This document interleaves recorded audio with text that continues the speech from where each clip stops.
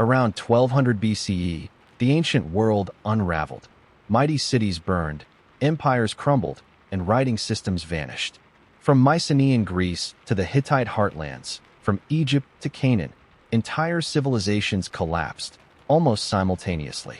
Trade routes fell silent, palaces were abandoned, and the Mediterranean plunged into chaos. Historians call it the Bronze Age collapse, but no one knows exactly why it happened. Was it climate change? Earthquakes? Invasion by the mysterious sea peoples?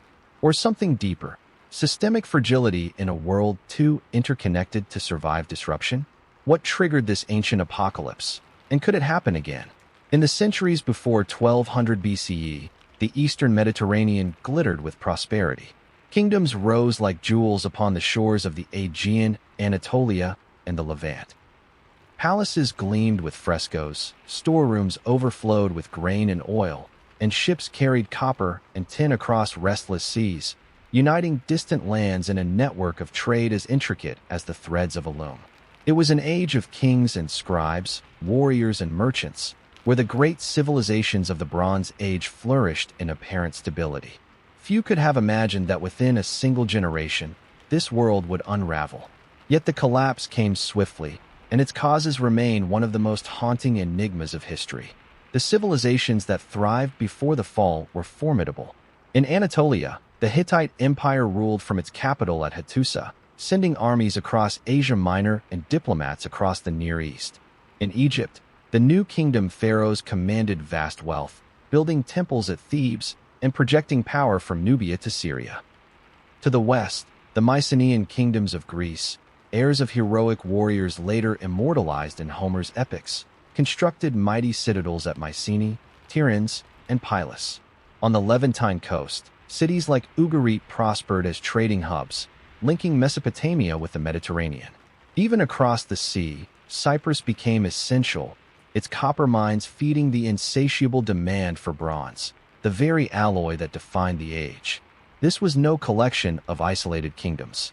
It was a connected world, a true international system, where rulers corresponded in cuneiform tablets, exchanged princesses as brides, and sealed alliances with gifts of gold, ivory, and lapis lazuli. Letters discovered at Amarna in Egypt reveal kings addressing each other as brother, asserting a fraternity of rulers bound by diplomacy as much as by war. Trade routes stretched from the Aegean to the Levant, from Mesopotamia to the Nile, carrying not only goods but ideas. Pottery styles, religious symbols, even systems of writing. A scribe trained in Ugarit might find his skills valued in Cyprus. A merchant from Crete might drink wine from Canaan in a Mycenaean hall. This interconnectedness was the source of strength and, ultimately, of fragility. The prosperity of the late Bronze Age was not evenly spread. It depended on complex hierarchies, palaces at the center, peasants in the fields, laborers in the mines. Armies of chariots enforced royal authority, but they also consumed enormous resources. Bronze weapons required steady supplies of copper and tin, and disruption of trade could mean disaster. Empires looked stable, but beneath their splendor lay dependence on fragile systems of supply and loyalty. Still, to contemporaries, the world seemed secure. The Hittites negotiated treaties with Egypt after centuries of war. The Mycenaeans, though rivals among themselves, maintained networks of trade with Anatolia and the Levant. Egyptian pharaohs boasted of tributes and conquests, depicting themselves as eternal masters of order. In palatial archives, scribes recorded shipments of grain and shipments of copper, tribute from vassals, and lists of charioteers ready for battle. Bureaucracy hummed with confidence. And then, around 1200 BCE, cracks began to show. In Anatolia, the Hittite Empire faced pressures from within and without. In Greece, Mycenaean palaces suffered fires and destruction. Across the Levant, cities like Ugarit sent desperate pleas for aid, letters that never received answers. Egypt itself, though it survived longer than its peers, faced invasions and famine, recording in inscriptions the onslaught of strange peoples arriving by sea. Within a century, the great powers of the Bronze Age lay in ruins. The Hittite capital was abandoned, its archives left to crumble. Mycenaean palaces stood as burned husks, their linear B tablets hardened in fire. Ugarit disappeared, its letters buried beneath ash, final cries of a dying city. Egypt barely endured, scarred and weakened. The interconnected world unraveled, and with it came centuries of fragmentation, poverty, and isolation. What caused this collapse? That remains the mystery. Scholars have proposed earthquakes, droughts, invasions, internal rebellion, technological shifts, and pandemics. Perhaps it was all of these at once, converging like storm fronts to destroy a world too fragile to resist. The truth may never be fully known. This information has not been verified. What is certain is that the collapse reshaped the ancient world, ending one age and beginning another. To imagine the world before the fall is to see the scale of the tragedy. It was not merely cities destroyed, but connections severed, knowledge forgotten, traditions broken. Writing systems vanished, trade routes collapsed, kingship itself lost its aura. The fall of the Bronze Age was not a single event, but a cascade, each ruin triggering another, until the whole system lay shattered. And yet, in the ruins, seeds of the future were planted. Out of the collapse emerged new peoples and new ways. The Phoenicians who sailed west, the Israelites who carved kingdoms in Canaan, the Greeks who would one day give rise to classical civilization. The world ended, but history continued. The Bronze Age collapse remains haunting not only because of its scale, but because of its mystery. It was the death of an interconnected world, a warning that complexity itself can be fragile. It is a story of resilience and fragility, of wealth undone by unseen forces, of human achievement erased almost overnight. Before the collapse, the Eastern Mediterranean was a tapestry of power and prosperity. After, it was a landscape of ruins. The boy king Tutankhamun left a curse that echoed into the 20th century. The Bronze Age left a silence that echoes still. Among the giants of the late Bronze Age, few appeared more formidable than the Hittite Empire. From their capital at Hattusa in central Anatolia, the Hittite kings ruled a realm of formidable scale and power. Their armies clashed with Egypt's pharaohs on the fields of Kadesh. Their diplomats corresponded with Babylon and Mycenae, and their scribes filled archives with clay tablets etched in cuneiform. For centuries, they seemed entrenched, a permanent fixture in the political map of the Eastern Mediterranean. And yet, around 1200 BCE, their empire collapsed so suddenly that even their name vanished from memory for millennia. Only ruins and buried archives bore witness to their existence, rediscovered by archaeologists thousands of years later. The Hittites, once lords of Anatolia, were gone. The origins of the Hittites lay in the rugged heartland of central Anatolia. By the 17th century BCE, they had established themselves as a power, their kings consolidating territories and forging alliances. Hattusa, perched on a high plateau, became their capital, a city of walls and gates, temples and palaces. From there, they extended influence across Anatolia, down into Syria, and up against Mesopotamian kingdoms. They were masters of both war and diplomacy, capable of unleashing armies of chariots or negotiating marriages with foreign princesses. By the 13th century BCE, the Hittite Empire stood among the great powers of the late Bronze Age. They controlled trade routes that connected east and west, north and south. Timber from the forests of Anatolia, silver from its mines, and horses from its plains all flowed into their economy. Their military strength rested on their chariots, heavy and powerful, crewed by warriors trained for shock combat. In diplomacy, they were equally formidable. The Treaty of Kadesh, signed with Egypt after the Great Battle in 1274 BCE, is the world's oldest surviving peace treaty, a testament to the Hittite stature. Their rulers, such as Suppiluliuma I and Hattusili III, appear in letters found across the Near East, addressed as Great King by their peers.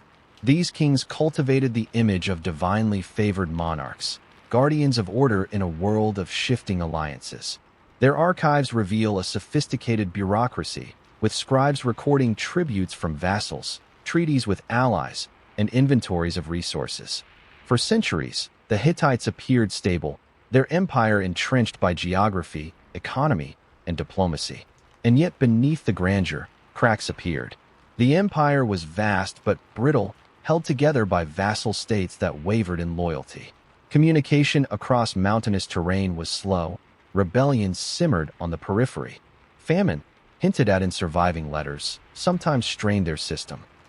To feed their people, the Hittites depended on shipments of grain from Egypt. This interdependence, a hallmark of the Bronze Age international system, also made them vulnerable. If the flow of supplies faltered, hunger could destabilize even the strongest throne. The final decades of the 13th century BCE brought mounting pressures. Records suggest conflicts with Western Anatolian groups, sometimes identified with the enigmatic Sea Peoples, who harassed Hittite territories. To the east, Assyria rose as a formidable rival, pressing against Hittite domains in northern Mesopotamia. Internally, succession crises weakened the monarchy as rival claimants vied for legitimacy. Against this backdrop of strain, disaster struck. By around 1200 BCE, Hattusa was abandoned. Its archives fell silent. The great city, once bustling with scribes and soldiers, was reduced to rubble. Archaeology reveals layers of destruction, though whether from war, rebellion, or abandonment remains debated. The outer provinces of the empire splintered into independent states. Carchemish, in northern Syria, survived as a Hittite stronghold for a time, but the empire as a whole disintegrated. The great kings were gone. What caused this sudden ruin? Scholars have long debated the question, and certainty remains elusive. Some argue for external invasion, pointing to the Sea Peoples, marauding groups recorded in Egyptian inscriptions, who swept across the eastern Mediterranean around this time. Others emphasize climate change. Evidence of drought in Anatolia suggests that harvests failed, undermining the empire's stability. Letters from the final years plead desperately for grain, painting a picture of a kingdom on the edge of starvation. Still others point to internal strife, rebellions, succession disputes, the fracturing of vassal loyalties. Most likely, it was a combination. Environmental stress, external pressure, and political weakness converging to topple a system that appeared strong but was brittle at its core. This information has not been verified. The disappearance of the Hittites was so complete that later civilizations forgot them entirely. For centuries, their ruins lay buried, their language unspoken, their empire erased from collective memory. When the Hebrew Bible mentioned Hittites, scholars once assumed these referred only to small Canaanite groups, not to a vanished Anatolian empire. Only in the 19th century CE did archaeologists rediscover Hattusa and unearth clay tablets that revealed the scope of the Hittite world. The silence of centuries testifies to how total their collapse was. Yet even in collapse, their legacy endured indirectly. The Neo-Hittite states of Syria and southeastern Anatolia carried fragments of their culture into the Iron Age. Assyria, Babylon, and later empires inherited diplomatic traditions the Hittites helped shape. The Treaty of Kadesh remained a model of international negotiation. The memory of their power, though lost for millennia, shaped the trajectory of the region. Their fall was not just the end of a kingdom, but the unraveling of a key strand in the interconnected web of the Bronze Age. The story of the Hittites is both triumph and tragedy. Triumph, in that they rose from Anatolia's rugged heartland to challenge Egypt itself. Tragedy, in that their empire collapsed so completely that they were forgotten. Their fall reminds us of the fragility of complexity, how vast systems depend on delicate balances of food, loyalty, and stability. When those balances break, even great kings can vanish into silence. And so, when historians speak of the Bronze Age collapse, the Hittite Empire looms large as symbol. It was the most powerful kingdom to vanish, its fall leaving a vacuum that reshaped the Near East. The silence of Hattusa, once a city of scribes and kings, marks the turning point of an age. The ruins speak still, a warning carved in stone, that no empire, however mighty, is immune to collapse. Among the civilizations that flourished in the Late Bronze Age, none left a cultural shadow as long as the Mycenaeans. From their fortified citadels on the Greek mainland, they built a world of kings and warriors, of scribes and merchants, of palaces that ruled over villages and islands. They were the Greeks before Greece, the society remembered in Homer's Iliad and Odyssey, a people of heroes whose wealth and ambition helped forge the Mediterranean system of the 13th century BCE. Yet by the time the Bronze Age collapse swept across the region, the Mycenaean palaces had burned, their trade networks dissolved, and their writing system forgotten. The fall of the Mycenaeans left a void so deep that it would later be called the Greek Dark Age, a silence that lasted centuries before classical Greece emerged. The Mycenaean world was a tapestry of kingdoms rather than a single empire. Mycenae, Tiryns, Pylos, Thebes, Athens. Each was a citadel ruled by a wanax, or king, supported by a hierarchy of officials, warriors, and scribes. The linear B tablets, baked accidentally in palace fires and preserved, reveal the structure of this society. Inventories of grain, lists of weapons, records of offerings to the gods. These tablets show a centralized system where the palace controlled production, distribution, and trade. Artisans worked in palace workshops. Farmers owed a share of their harvest. Merchants traveled across the seas under palace patronage. The citadels themselves reflected both wealth and fear. Mycenae's famed Lion Gate, with its massive stones and carved relief of guardian beasts, symbolized both strength and divine protection. The walls, often called Cyclopean, because later Greeks believed only giants could have built them, enclosed palatial complexes filled with storerooms, audience halls, and frescoed chambers. Within these halls, kings hosted feasts, marshaled armies, and dispatched emissaries across the Aegean. The Mycenaeans were not isolated. Their pottery has been found in Egypt, Cyprus, and the Levant. They imported luxury goods, ivory, glass, and metals, and exported olive oil, wine, and crafted ceramics. They were seafarers, their ships crossing the Aegean and venturing into the wider Mediterranean. In Anatolia, they sometimes clashed with the Hittites, known to them as the land of Ahiowa. Hittite tablets mention the kings of Ahiowa, likely referring to the Mycenaean rulers, sometimes allies, sometimes rivals. The interconnectedness of this world was clear. The Mycenaeans were part of the same fragile network of trade and diplomacy that bound Egypt, Hutti, and Ugarit. Yet the Mycenaean world was also one of violence.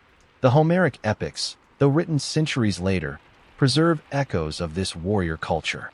The heroes of Troy, Agamemnon, Achilles, Odysseus, may not be literal figures, but their values reflect the Mycenaean ethos: honor, glory, conquest. The weapons of the Mycenaeans, bronze swords and spears, and their chariots of war, are found in graves and depicted in art. The shaft graves of Mycenae, discovered by Heinrich Schliemann in the 19th century, contained golden masks, inlaid daggers, and treasures that testified to both wealth and martial pride. The Mycenaean palaces reached their peak in the 13th century BCE, but by the early 12th, signs of crisis appeared. Archaeology reveals widespread destruction. Palaces at Mycenae, Tiryns, and Pylos were burned.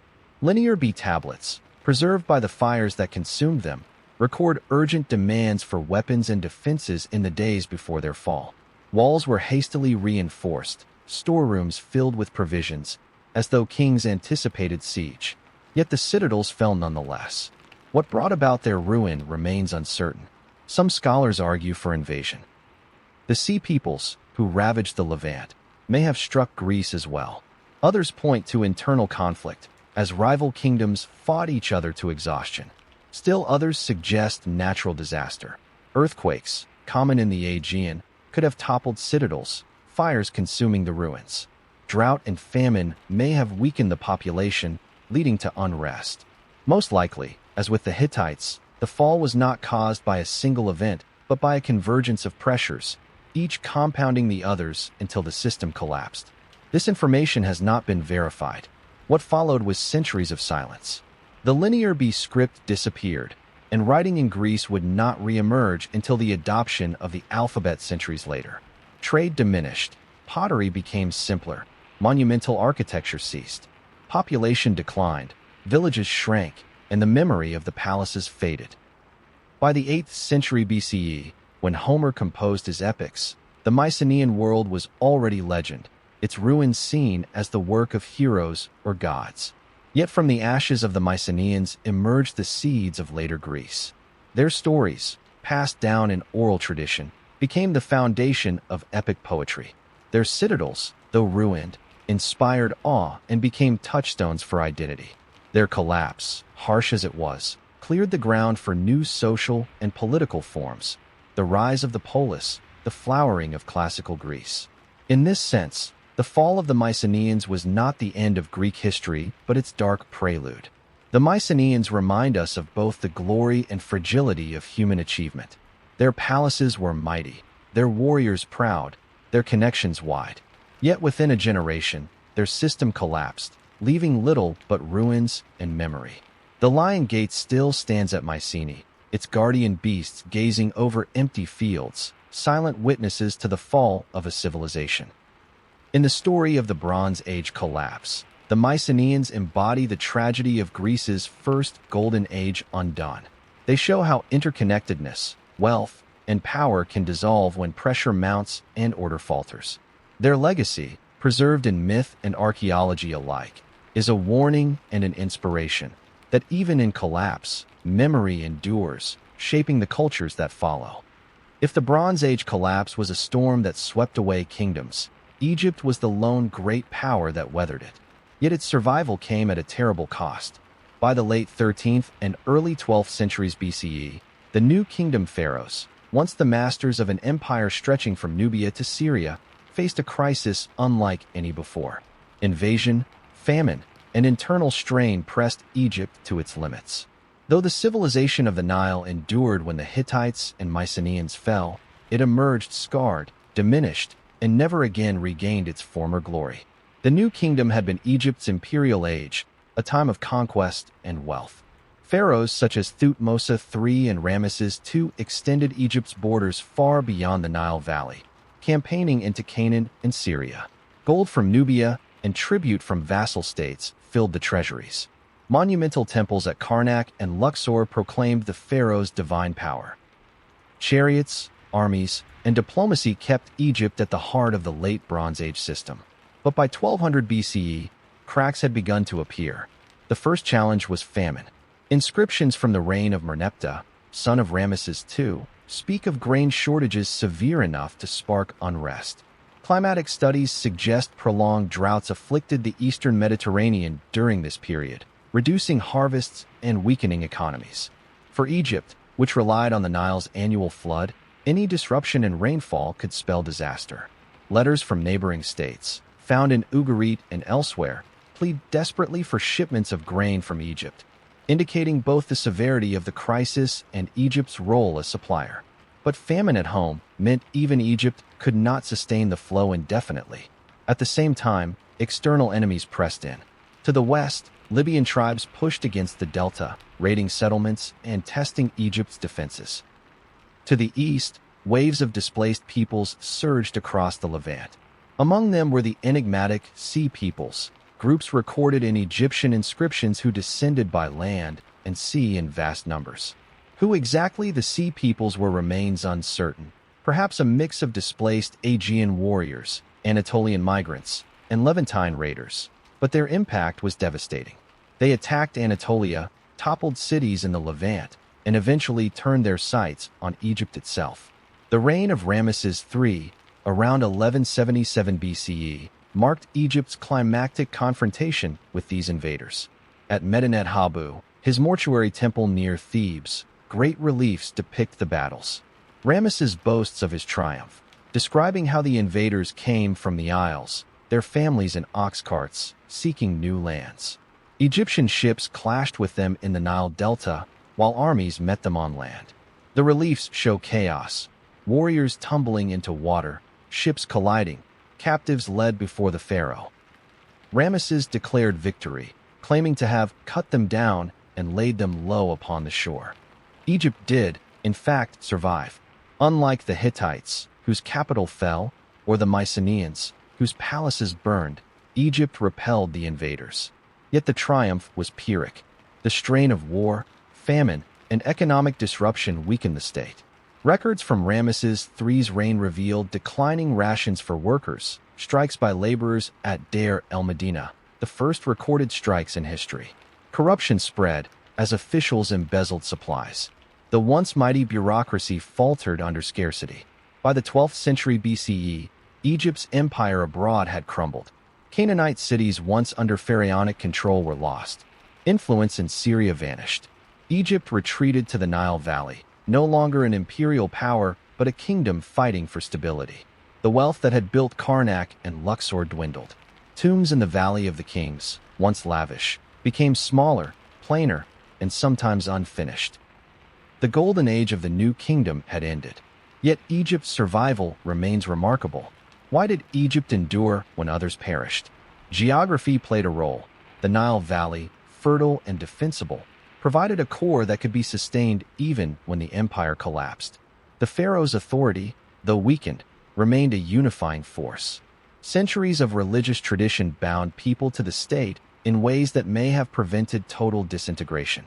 Unlike the Hittites, whose empire was a web of vassals, Egypt had a coherent heartland. This resilience allowed it to outlast the storm, though in reduced form. Still, Egypt's survival was shadowed by decline. The inscriptions of Ramesses III celebrate victory, but the reality behind the carved stone reveals exhaustion. The sea peoples who settled in Canaan, later known as the Philistines, created new challenges along Egypt's frontier. Libyan groups continued to migrate into the delta, reshaping its demographics. The economy, strained by war and famine, never fully recovered. In the centuries that followed, Egypt entered a period of fragmentation. Its power diminished, its glory a memory. The collapse of the late Bronze Age left Egypt standing, but barely. Its temples still rose along the Nile, but its role in the international system was over. No longer the commanding empire of Thutmose or Ramesses II, it became a survivor, adapting to a world of smaller kingdoms and new peoples. The pharaohs still wore crowns, but their reach no longer extended across the eastern Mediterranean. The story of Egypt during the Bronze Age collapse is thus one of both endurance and loss. It endured where others perished, but it lost its empire, its wealth, and its supremacy. Its survival ensured that Egypt's legacy would continue into later centuries, influencing Greece, Rome, and beyond. Yet its scars remind us that survival is not always triumph. To stagger through the storm is not to emerge unscathed. In the grand saga of the Bronze Age collapse, Egypt stands at the edge, wounded but unbroken, diminished but enduring. The reliefs of Medinet Habu still proclaim Ramesses III's victory, but to the historian, they speak also of desperation, of a kingdom fighting for its life as the world around it crumbled. Egypt's survival was real, but so too was its fall from greatness. If the Hittite Empire was the great power erased by the Bronze Age collapse, and Egypt the survivor left scarred, then the Levantine cities were the voices silenced in mid-sentence. Among them, none is more haunting than Ugarit. A bustling port on the Syrian coast, Ugarit was a crossroads of trade and culture, a place where Mycenaean pottery mingled with Egyptian scarabs and Mesopotamian texts. Its scribes wrote in multiple languages, its merchants shipped goods across the sea, its king corresponded with pharaohs and Hittite lords. And then, within a few years, it was gone, burned, abandoned, never rebuilt. What remains are the desperate letters of its final days, tablets fired in the flames that destroyed the city, voices of a dying world captured forever in clay. Ugarit's position gave it power. Nestled on the Mediterranean coast, it commanded harbors that linked Anatolia, Cyprus, and the Aegean with the rich hinterlands of Syria and Mesopotamia. Its merchants dealt in copper, tin, wine, oil, textiles, and luxury goods. Its scribes used not only cuneiform but also an alphabetic script, one of the earliest in history, making Ugarit a laboratory of literacy. Palaces and temples rose in its center, testifying to the wealth that trade brought. For centuries, Ugarit thrived as part of the late Bronze Age system, bound to the Hittite Empire but maintaining autonomy through commerce. The archives discovered at Ugarit reveal a world of diplomacy and dependence. Kings of Ugarit exchanged letters with Hittite emperors, pledging loyalty but also pleading for aid. They corresponded with Egypt and Cyprus, arranging marriages, trading goods, and negotiating alliances. The city was a hub of connectivity, its prosperity dependent on the smooth flow of trade across seas and overland routes. But such dependence also brought vulnerability. When the system faltered, Ugarit faltered with it. The end came suddenly. Letters found in the ruins speak with urgency. One tablet from the final days records a plea to the king of Alashia, Cyprus, "My father, the enemy ships are here.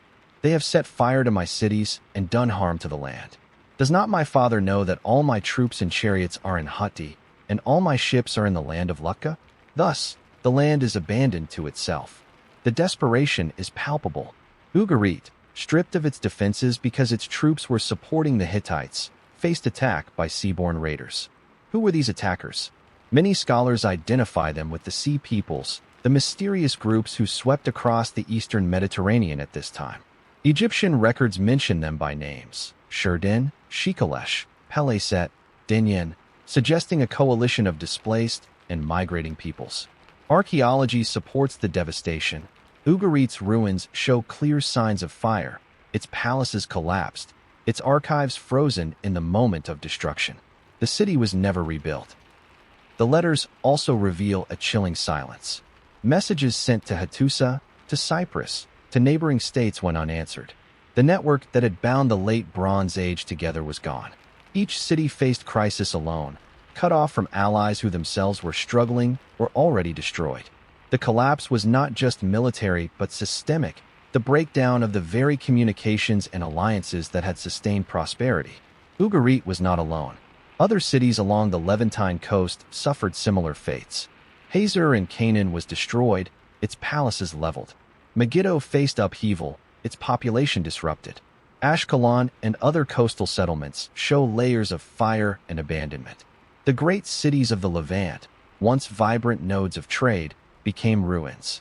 The vacuum they left allowed new peoples to emerge in the aftermath: the Arameans inland, the Philistines on the coast, the Israelites in the hill country. But in 1200 BCE, what remained was silence and ash. The fall of Ugarit is particularly poignant because its archives allow us to hear the collapse in real time. Most civilizations of the Bronze Age left only ruins, their destruction inferred centuries later. But Ugarit's tablets, preserved by fire, capture the voices of kings and scribes as disaster unfolded. They reveal the terror of a ruler pleading for aid that never came, the bureaucracy continuing to record inventories even as the enemy approached, the human attempt to impose order as the world dissolved. They are the closest we have to a diary of the collapse, etched in clay and frozen in flame. What caused the fall of Ugarit and its neighbors remains debated. External invasion by the Sea People seems certain, but environmental stress likely played a role. Evidence of drought in the Levant suggests that harvests failed, fueling unrest and migration. Trade disruptions, whether from war or climate, undermined the city's prosperity. Internal weakness, too, may have left it vulnerable. Like the Hittites and Mycenaeans, Ugarit was part of a system too complex and interdependent to withstand simultaneous shocks. This information has not been verified, yet the legacy of Ugarit endures. Its alphabetic script foreshadowed the alphabets that would dominate later history, including Greek and Latin. Its archives preserve myths and epics, including parallels to stories found in the Hebrew Bible. Its final letters, desperate cries for aid, remain among the most haunting documents of antiquity. They remind us that civilizations do not collapse as abstractions. They collapse in the lives of real people. Kings awaiting answers that never come, families fleeing burning streets, scribes etching tablets even as their city dies. In the saga of the Bronze Age collapse, Ugarit is both symbol and warning. Symbol, because its sudden destruction encapsulates the speed and scale of the catastrophe. Warning, because it shows how fragile even prosperous, connected cities can be when the systems that sustain them fail. Its ruins stand today as silent testimony to a world that vanished almost overnight, leaving only clay tablets to tell its story. The letters of Ugarit are the voices of a dying world, and when they fell silent, so too did an entire age. Few mysteries of the Bronze Age collapse are as enduring as the Sea Peoples. In Egyptian inscriptions, they appear as marauding forces descending from the islands, bringing warships and ox-drawn carts laden with families. In the ruins of Anatolia, the Levant, and Cyprus, archaeologists see their trail in burned cities and abandoned settlements. For more than a century, scholars have debated who they were: invaders bent on conquest, refugees fleeing famine, or some combination of both. Their identity remains uncertain, but their impact is undeniable. Wherever they appeared, destruction followed. The earliest references come from Egyptian sources. During the reign of Merneptah, son of Ramesses II, inscriptions record a coalition of Libyans and Sea peoples attacking Egypt's western delta around 1207 BCE. Merneptah claimed victory, boasting that he laid them low and slaughtered them in heaps. Yet the mere presence of such invaders foreshadowed greater storms to come. A generation later, under Ramesses III, the Sea peoples launched massive assaults recorded in the reliefs of Medinet Habu. These inscriptions describe waves of enemies arriving from the midst of the sea, bringing not only warriors but families, carts, and possessions, suggesting not a mere raid but mass migration. The Medinet Habu reliefs are vivid. They show naval battles, Egyptian archers firing from ships, invaders tumbling into the waves. On land, Egyptian infantry clash with foreign warriors wielding round shields and feathered headdresses. Captives are bound and paraded before the pharaoh, who claims to have annihilated the threat. Ramesses III declared triumph, but his inscriptions admit the scale of the danger. Entire peoples, uprooted and desperate, seeking new homes. Egypt repelled them, but elsewhere they found footholds. Archaeology confirms their presence in the Levant. Coastal cities like Ashkelon, Ashdod, and Ekron show evidence of destruction and rebuilding with a distinct new material culture. New pottery styles, new architecture, new food habits such as pork consumption. These are linked to the Philistines, widely believed to have been among the Sea peoples. Biblical texts echo this, describing Philistines as newcomers from overseas who settled in Canaan. Elsewhere, in Anatolia and Cyprus, shifts in settlement patterns suggest similar disruptions, perhaps connected to the same migrations. Who, then, were the Sea peoples? Egyptian inscriptions list names: Sherdin, Shikalesh, Peleset, Denyen, Sheker, Weshish. Scholars have connected these groups to regions across the Mediterranean. The Sherdin may have come from Sardinia, the Shikalesh from Sicily, the Peleset from the Aegean or Anatolia, the Denyen possibly linked to the Greek Danans. None of these identifications is certain. Some argue that the Sea peoples were not a single ethnic group, but a coalition of displaced communities, uprooted by famine, drought, or political upheaval, banding together in search of new land. This information has not been verified. Theories abound about their origins. Climate studies suggest prolonged drought struck the eastern Mediterranean around 1200 BCE, causing crop failures and famine. Populations from the Aegean or Anatolia may have been forced to migrate, seeking more fertile lands. Earthquakes, too, may have destabilized the region, driving survivors to the seas. Others emphasize political collapse. The fall of the Mycenaean palaces and the Hittite Empire may have unleashed bands of warriors, unemployed and rootless, who turned to piracy and conquest. The Sea peoples may thus represent both migrants and marauders, families seeking survival and warriors seeking plunder. What is certain is their role in the broader collapse. Ugarit's desperate letters speak of enemy ships devastating its lands. Hattusa fell not long after, perhaps overwhelmed in part by similar forces. Coastal Anatolia was ravaged, its cities burned. In Canaan, Egyptian authority crumbled as the newcomers settled. Cyprus suffered destruction at sites like Enkomi and Kition, later resettled with new cultural influences. The Sea peoples were not the sole cause of the Bronze Age collapse, but they were agents of its violence, accelerating the unraveling of a fragile system. Yet they were also founders of a new order. In Canaan, the Philistines established the Pentapolis of Gaza, Ashkelon, Ashdod, Ekron, and Gath, forming a powerful presence in the early Iron Age. Their culture blended Aegean traditions with local Canaanite practices, producing a hybrid identity. In Cyprus, similar blending occurred, as newcomers reshaped the island's communities. In this way, the Sea peoples were both destroyers and creators, toppling old systems but planting the seeds of new ones. Egypt's survival against the Sea Peoples is often celebrated in Ramesses III's reliefs, but even in victory, Egypt was weakened. The inscriptions admit that the invaders were settled in Canaan, effectively beyond Egypt's control. The pharaoh's triumph was partial. He protected the Nile Valley, but he lost Egypt's empire abroad. The Sea Peoples thus reshaped the geopolitical map, ending Egyptian dominance in the Levant and clearing space for new peoples and kingdoms to emerge.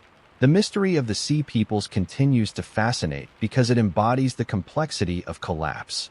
They were not a faceless horde descending from nowhere. They were communities in motion, driven by forces we only partly understand. They remind us that collapse is rarely a single event, but a convergence of migrations, disasters, and wars.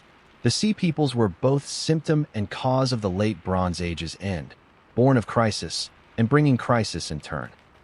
Their legacy endures in story. The Philistines, remembered in the Hebrew Bible, became foils for Israelite heroes like Samson and David. Their name, Peleset, would eventually give rise to Palestine, a reminder of their enduring impact on history and language. Elsewhere, legends of foreign invaders, of strange warriors from the sea, may echo their memory. Even today, their identity remains elusive, fueling debates among historians, archaeologists, and climatologists. Were they refugees, mercenaries, or conquerors? Likely they were all three, a testament to the complexity of human movement in times of crisis. In the great saga of the Bronze Age collapse, the Sea Peoples are the storm on the horizon, the figures who arrive suddenly, transform everything, and vanish into mystery. They represent the human face of upheaval, families on carts, warriors in ships, seeking survival but bringing ruin. They remind us that collapse is not abstract but lived, driven by people whose choices and journeys reshape the world. And though their names are uncertain, their impact was indelible. When historians describe the Bronze Age collapse, they often speak of armies, famine, and political upheaval. Yet another force, older and more relentless than any kingdom, may have played a decisive role: the Earth itself. Across the eastern Mediterranean, archaeological layers reveal widespread destruction by fire and signs of seismic catastrophe. Cities burned, walls crumbled, and populations fled.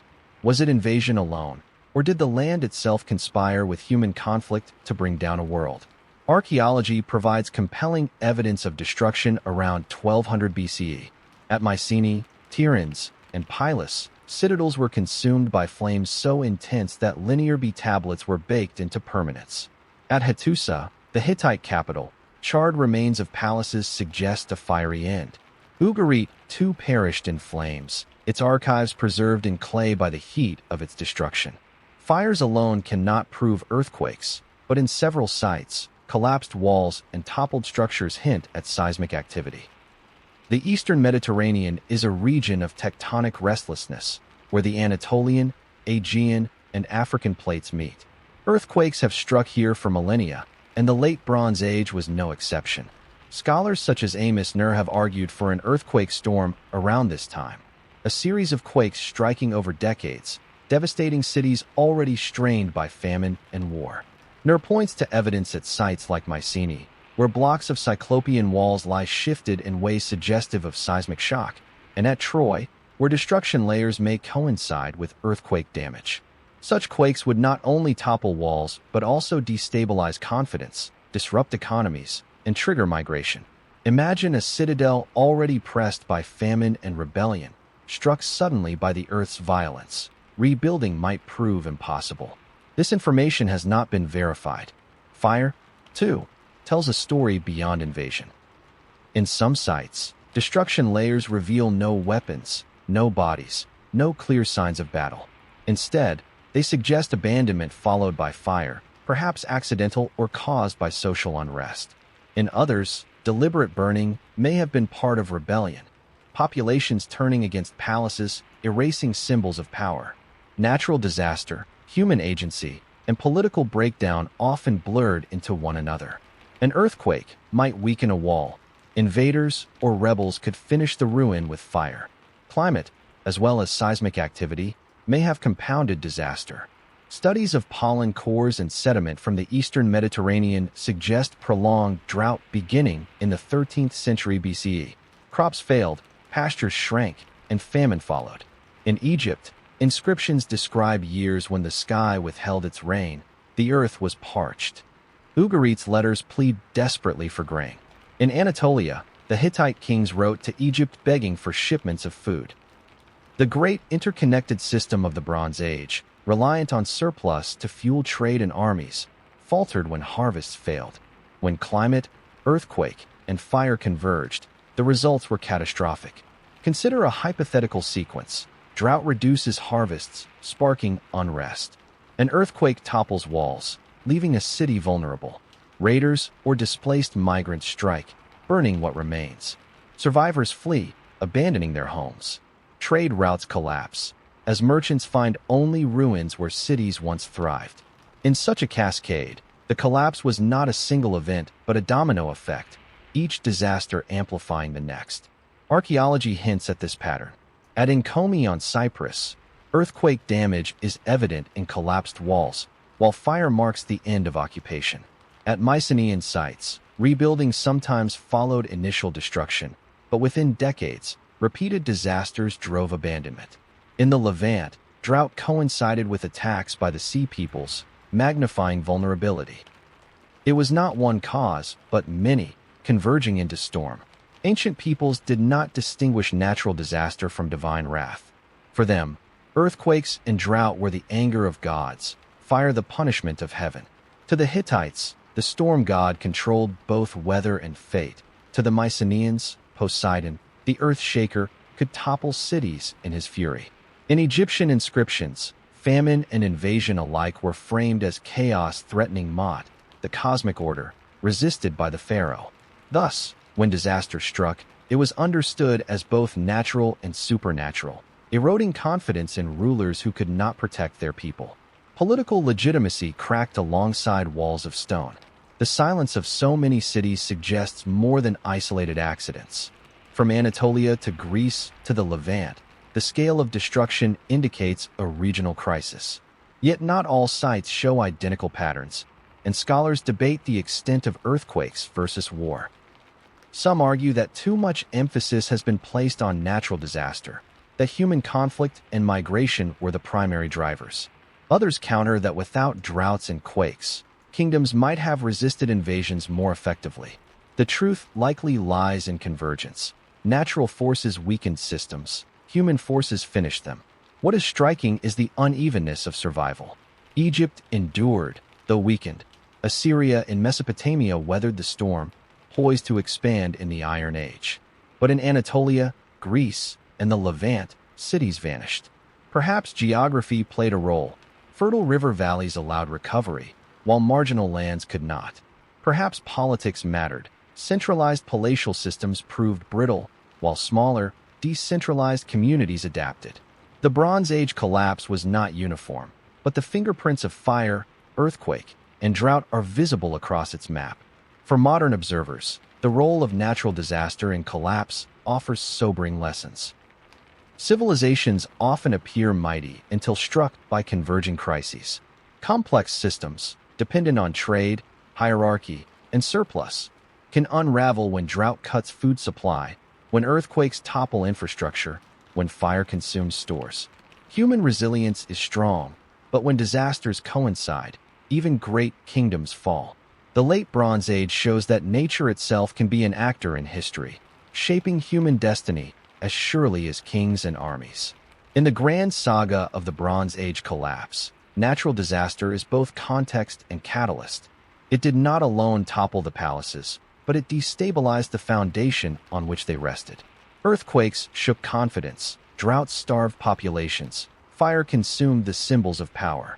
When combined with invasion, rebellion, and migration, the world of 1200 BC crumbled. The ruins we uncover, burned palaces, toppled walls, charred archives, are more than remnants of war. They are the fingerprints of the earth itself, reminders that civilization is built on a fragile crust. In the story of the Bronze Age collapse, the land was not passive but active, a silent ally of chaos. shaking the ground beneath kings who thought themselves eternal. The Late Bronze Age was not simply an age of kings and warriors, it was an age of trade. Across the eastern Mediterranean, ships carried copper from Cyprus, tin from distant mines, grain from Egypt, wine from the Aegean, and luxury goods, ivory, lapis lazuli, glass, and textiles, from as far away as Afghanistan and Mesopotamia. Palaces rose on this commerce, their storerooms filled with goods that testified to a world connected by sea and caravan. When this system faltered around 1200 BCE, the collapse was as much economic as military.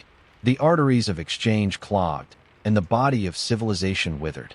The scale of Bronze Age trade is illustrated by the Uluburun shipwreck, discovered off the coast of Turkey and dated to the late 14th century BCE. Its cargo included tons of copper ingots from Cyprus, tin from Central Asia, glass, ivory, ebony, spices, and even scarabs from Egypt.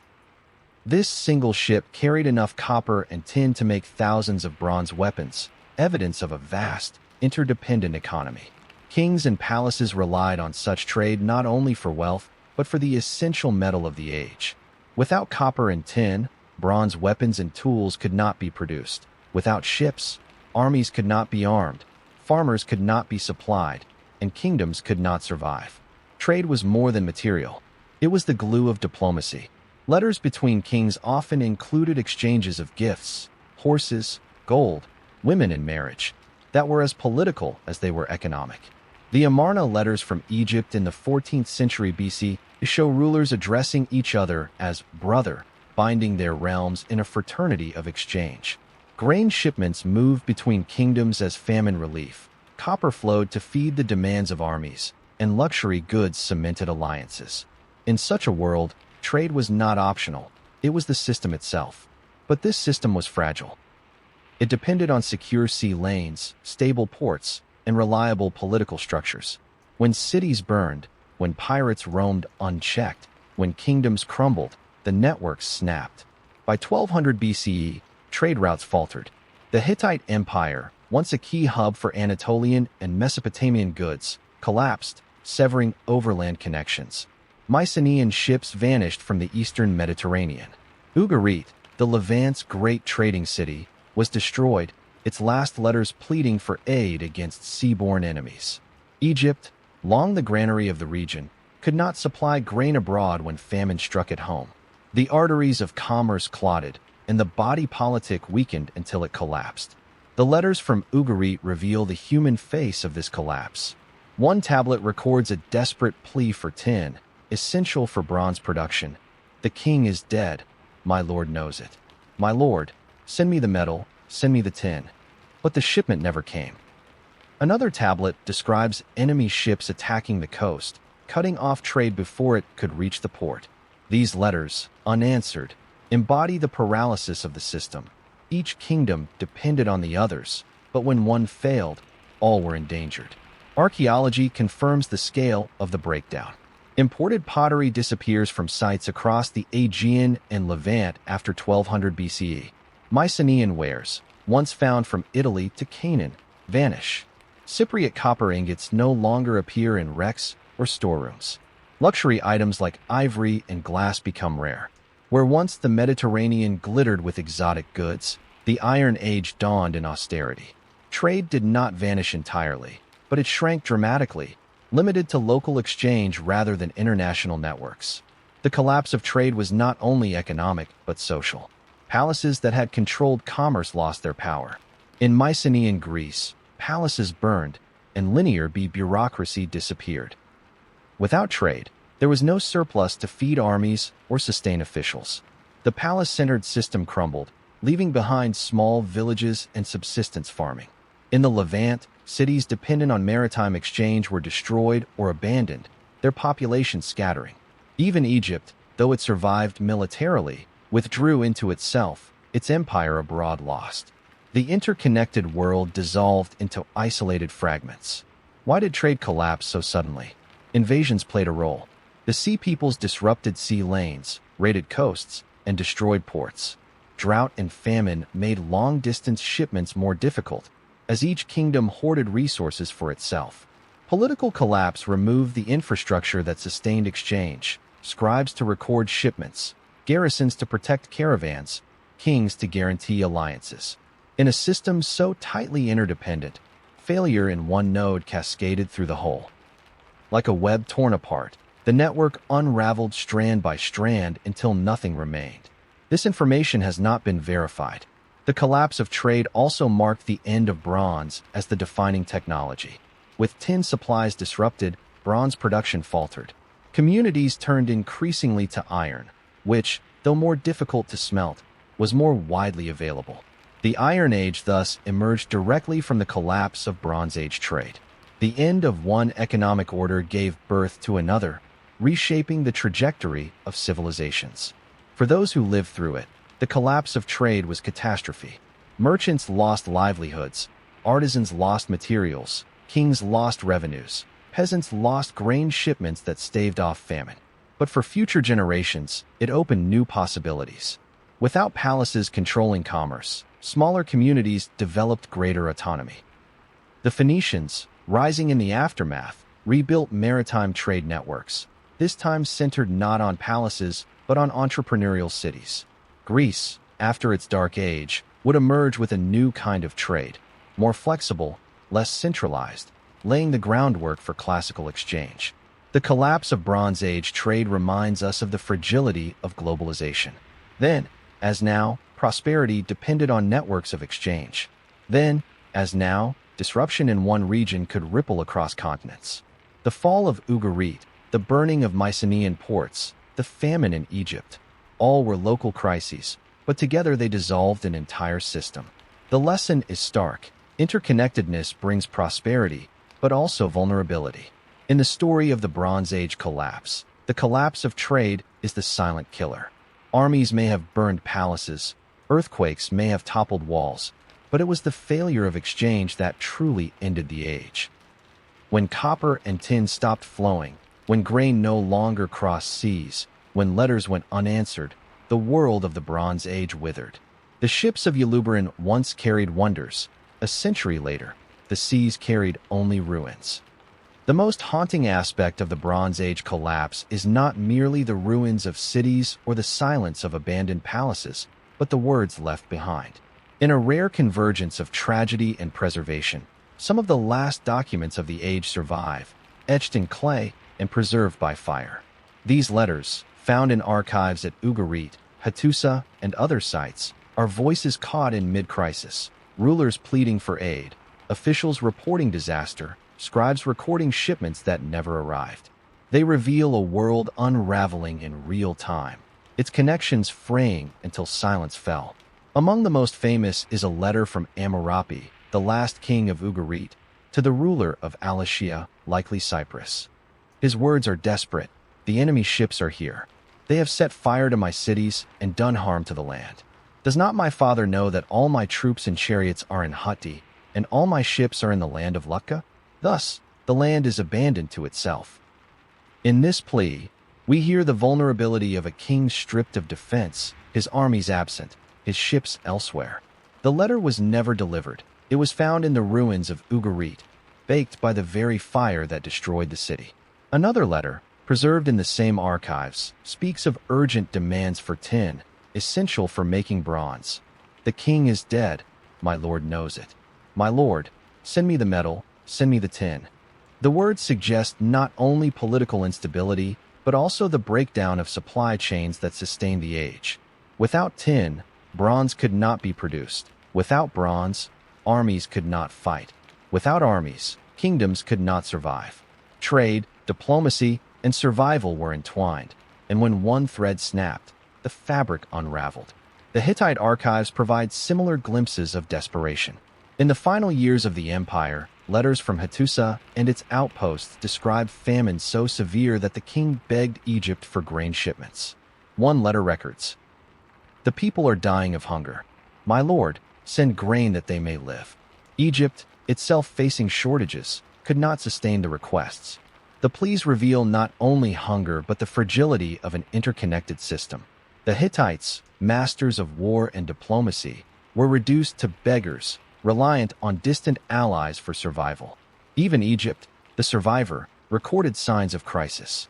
In the inscriptions of Ramesses III, we hear of invasions by the sea peoples and of famine at home.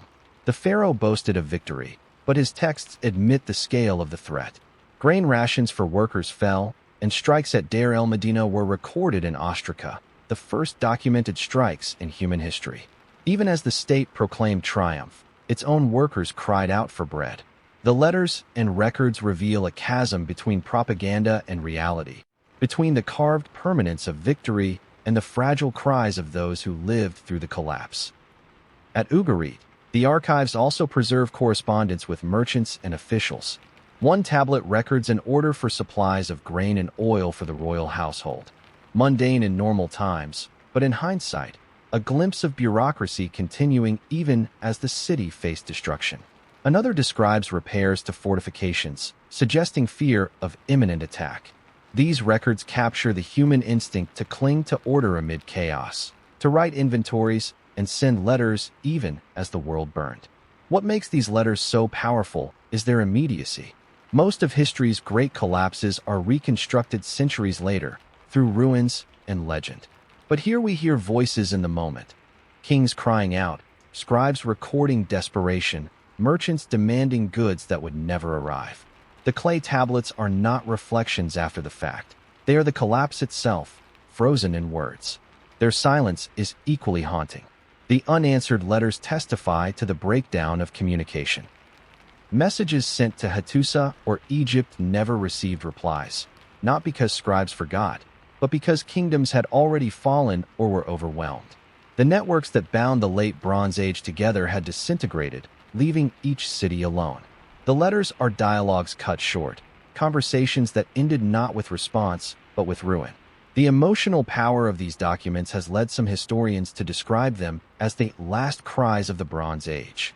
They humanize collapse, reminding us that behind terms like sea peoples or systemic failure were real people, families starving, kings pleading, scribes writing in hope that help would come. Their desperation transcends time, speaking across 3 millennia to modern readers who know the outcome. No aid would come, no ships would return, no armies would save them. The letters also reveal the interconnectedness of the system. Amurapi's plea to Al-Ashiyah shows that Ugarit's defense depended on allies. The Hittite king's appeal to Egypt shows that Anatolia's survival depended on Nile harvests. The Bronze Age was not a world of isolated kingdoms, but a fragile web of interdependence. When one strand snapped, the whole system trembled. The unanswered letters are the record of that trembling web breaking apart. Modern readers may be tempted to see in these letters echoes of our own vulnerabilities. We too live in an interconnected world, reliant on distant trade, on fragile supply chains, on communications that bind continents.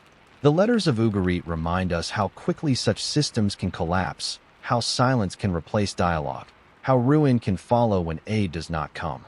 They are ancient, but their relevance is timeless. The voices of desperation did not prevent collapse. Ugarit fell, Hattusa was abandoned, Mycenaean palaces burned. The letters, preserved by accident, are the tombstones of their civilizations. Yet they are also bridges across time. In them, we hear not abstract collapse, but human voices, afraid, pleading, determined, and finally silent. They are the Bronze Age's epitaph, carved not in stone but in clay, written not for us, but preserved for us nonetheless. Of all the theories proposed to explain the Bronze Age collapse, few are as compelling or as chilling as the role of climate. Archaeological evidence, textual records, and modern scientific studies point to a prolonged drought across the eastern Mediterranean around 1200 BCE. Crops failed, pastures withered, rivers shrank, and famine spread. When food disappeared, kingdoms faltered. Armies could not be fed, cities could not sustain their populations, and migration followed in desperate waves. The Great Drought, as some scholars call it, may have been one of the deepest currents pulling civilizations into ruin. The evidence begins with the texts of the time. In Ugarit's final letters, there are repeated references to grain shipments delayed or never delivered. One letter pleads with Egypt for food. "The land is dying, my lord. Send grain that we may live." Another tablet records shortages so severe that even royal households went without. In the Hittite archives, kings begged Egypt to send supplies to feed their starving people. Even Egypt, long the breadbasket of the region, left inscriptions admitting hunger. A stele from the reign of Merneptah laments that no crops grew, the people wandered, searching for food. Archaeology adds weight to the words. Pollen cores taken from sediments in Syria, Israel, and Cyprus reveal sharp declines in cereal grains around 1200 BCE, replaced by drought-resistant plants. Lake and river studies show reduced water levels, consistent with long-term aridity. At Tel Twine, a site near Ugarit, charred grains preserved in destruction layers suggest attempts to store dwindling harvests, only to have them lost when the city burned. In Cyprus, settlement patterns shift inland, perhaps in search of arable land. Together, these findings paint a picture of sustained drought that crippled agriculture across the region. Climate models suggest this drought may have lasted decades, even centuries. Some link it to broader shifts in atmospheric circulation, perhaps triggered by volcanic eruptions or changes in solar activity. Whatever the cause, the effects were devastating. Societies dependent on surplus harvests to feed bureaucracies and armies suddenly found themselves stripped of stability. Famine gnawed at the foundations of kingdoms, sparking unrest and weakening rulers' legitimacy. Famine is not only a physical crisis, but a social one. When food vanishes, trust in authority erodes. In Deir el-Medina, Egypt, workers went on strike, the first recorded in history, because their rations were delayed. In the Hittite Empire, letters reveal resentment and despair as local officials struggled to provide for their people. Across the Aegean, linear B tablets from Pylus record emergency distributions of food, suggesting fear of shortages. When famine strikes, rebellion often follows. Palaces became targets of anger, their storerooms symbols of hoarded wealth in a time of hunger. Fires that consumed Mycenaean citadels may not have been the work of foreign invaders alone, but of desperate locals turning on their rulers. The famine also drove migration. Hungry populations abandoned failing lands, seeking new homes. This movement may have fueled the phenomenon of the Sea Peoples, groups uprooted by drought who took to the seas in search of sustenance. Egyptian inscriptions describe entire families arriving with carts, suggesting not mere raiders, but refugees. Such migrations put pressure on already weakened kingdoms, overwhelming defenses and reshaping demographics. The Philistines, likely among these migrants, established new settlements in Canaan, their presence both symptom and cause of collapse. What made the drought catastrophic was not only its severity, but the fragility of the system it struck. The Late Bronze Age was highly centralized. Palaces controlled production and distribution, bureaucracies depended on steady surpluses. When surpluses vanished, the system collapsed. In decentralized societies, local communities might endure hardship but adapt. In palace economies, famine was a death blow. Bureaucracies unraveled, armies starved, trade collapsed. The interdependence of the Late Bronze Age turned resilience into fragility. When one kingdom faltered, others soon followed. The human cost of famine cannot be measured in statistics, but it can be glimpsed in archaeology and text. Burials from this period sometimes show signs of malnutrition, stunted growth, enamel defects on teeth. Settlement abandonment reflects communities unable to sustain themselves. The desperate pleas in letters convey fear not of enemies, but of hunger. To starve is not merely to weaken, it is to lose hope, to erode the bonds of society. In famine, the collapse of trust may be as deadly as the absence of grain. Not all regions suffered equally. Egypt, though scarred, survived by retreating inward, focusing on the fertile Nile Valley. Assyria, further east, weathered the drought better, positioned to rise in the Iron Age. But in the Aegean, Anatolia, and the Levant, the drought's impact was devastating. These regions depended on rainfall more than the Nile-fed fields of Egypt, making them vulnerable to prolonged aridity. The unevenness of survival highlights the role of geography. Those with resilient agricultural bases endured, those without fell.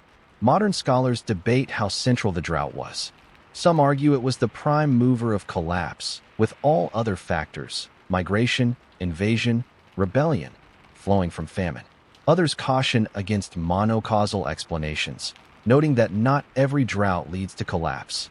Human decisions, political structures, and cultural resilience mattered as much as climate. Most now agree that the Great Drought was one factor among many, but one that amplified every other. Famine weakened defenses, spurred migrations, and fueled unrest, creating the conditions for total collapse. This information has not been verified. The Great Drought offers a sobering reminder of humanity's vulnerability to climate. The palaces of Mycenae, the walls of Hattusa, the ships of Ugarit, all depended on rains falling at the right time, on harvests filling granaries, on the stability of seasons. When those seasons shifted, kingdoms toppled. The Bronze Age collapse was thus not only a story of war and politics, but of the environment's power to shape human fate. In the ruins of the Late Bronze Age, we see the imprint of hunger as clearly as the marks of fire. The abandoned fields, the empty storerooms, the letters pleading for grain are as much monuments of collapse as burned citadels and toppled walls. Famine was the invisible enemy, slow but relentless, breaking societies from within. The Great Drought, then, is both cause and symbol. Cause, because it directly undermined the foundations of Bronze Age civilization. Symbol, because it reminds us that human achievement, however grand, is bound to the rhythms of earth and sky. The kings of the Late Bronze Age believed themselves eternal, their empires secure. But when the rains failed, their power crumbled like dry stalks in parched soil. The Bronze Age was a world of palaces. From Mycenae in Greece to Hattusa in Anatolia, from Ugarit on the Levantine coast to Thebes in Egypt, palatial complexes stood as the centers of power, administration, and culture. They were not merely residences of kings, but the beating hearts of entire civilizations. Within their walls, scribes recorded harvests, officials managed tribute, artisans crafted weapons and luxury goods, and priests performed rituals to secure divine favor. Palaces symbolized order, hierarchy, and the stability of the Late Bronze Age system. Yet by the early 12th century BCE, one by one, these palaces burned. Their collapse was both symptom and cause of the wider crisis, and with their fall the very structure of Bronze Age society dissolved. The Mycenaean palaces provide some of the clearest evidence. At Pylos, on the southwestern coast of Greece, the palace of the Wanax, king, dominated the region. In its archives, Linear B tablets detailed everything from offerings to the gods to inventories of armor and chariots. But in the destruction layer around 1200 BCE, the palace lay in ruins, consumed by fire. The tablets themselves, hardened in the flames, record urgent preparations, lists of rowers, orders for weapons, and defensive measures, suggesting that leaders anticipated attack but could not prevent it. Mycenae, Tiryns, and Thebes suffered similar fates. Their citadels, once bustling with officials and artisans, became charred skeletons of stone. Afterward, there was no rebuilding.